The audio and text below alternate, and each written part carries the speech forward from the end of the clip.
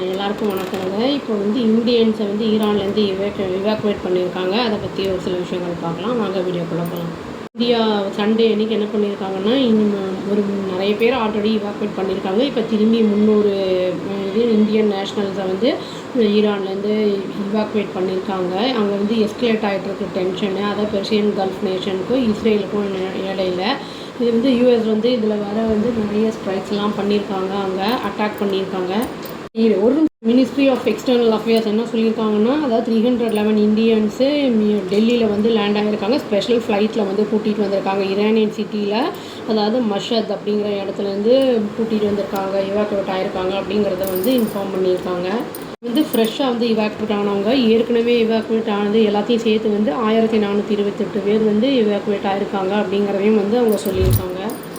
இவங்க சண்டே அன்னைக்கு ஆஃப்டர்நூன், அதாவது 4:30 மணிக்கு ஈவினிங்காக வந்து ஜூன் 22 வந்து வந்திருக்காங்க. ஸ்பெஷல் ஃப்ளைட்டில் வந்து அனுப்பி வச்சுருக்காங்க அப்படின்னு சொல்லிட்டு ஸ்போக் பர்சன் வந்து சொல்லியிருக்காரு, ரந்தீர் ஜெய்ஸ்வால் அப்படிங்கிறவர்.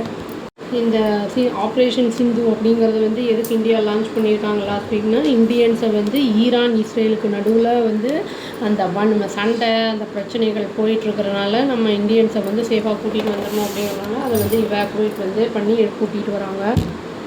இஸ்ரேலும் ஈரானும் இந்த பாஸ்ட் 1 வீக்காகவே வந்து ஹண்ட்ரட்ஸ் ஆஃப் மிசைல்ஸை வந்து போட்டு தாக்கியிருக்காங்க. ட்ரோன்ஸையும் போட்டு ஒருத்தருக்கு ஒருத்தர் அப்படிங்கிறதையும் வந்து சொல்லியிருக்காங்க. நியூஸ் வந்திருக்கு. இந்த டென்ஷன் ஆல்ரெடி இவங்க 2 நேஷனுக்கும் இருக்குது. இப்போ இது வந்து யூஎஸ்ஐ வந்து இவங்கள பாம் வந்து போட்டு இந்த 3 மேஜர் ஈரானியன் நியூக்ளியர் சைட்ஸை வந்து தாக்கியிருக்காங்க சண்டே மார்னிங். அது இனியும் வந்து ஜாஸ்தியாக இருக்குது. இவங்களுக்குள்ளே இருக்கிற ப்ராப்ளம்ஸை வந்து எஸ்கலேட் பண்ணி விட்டுருக்கு. இது இந்தியா என்ன பண்ணியிருக்குன்னா, இந்தியன் நேஷ்னல்ஸை வந்து சார்ட்டர்ட் ஃப்ளைட்ஸ் மூலியமாக வந்து இங்கே வந்து கூட்டிகிட்டு வந்திருக்காங்க. அதாவது மஷத் அப்படிங்கிற இடத்துலேருந்து என்ன பண்ணியிருக்குன்னா, அதாவது ஏர் ஸ்பேஸ் ரெஸ்ட்ரிக்ஷனை வந்து லிஃப்ட் பண்ணியிருக்காங்க ஃப்ரைடே. அதாவது 3 சார்ட்டர்ட் ஃப்ளைட்ஸ் வந்து மஷத்லேருந்து வர்றதுக்கு. ஃபஸ்ட்டு ஃப்ளைட் என்ன பண்ணியிருக்குன்னா, நியூ டெல்லியில் வந்து இறங்கியிருக்கு. எவ்வளோ பேர் 290 இந்தியன்ஸோட ஃப்ரைடே அன்னைக்கு. செகண்ட் ஃப்ளைட் வந்து சாட்டர்டே அன்னைக்கு வந்து இறங்கியிருக்கு ஆஃப்டர்நூன் 310 இந்தியன்ஸோட.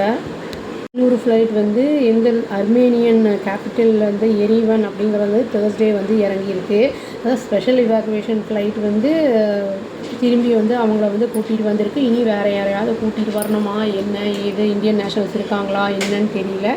பார்த்தா தெரியும். இந்த கான்ஃப்ளிக்ட் இருக்கிறனால நம்ம வந்து சேஃப்கார்ட் பண்ணிக்கிறதுக்காக இதை பண்ணியிருக்காங்க.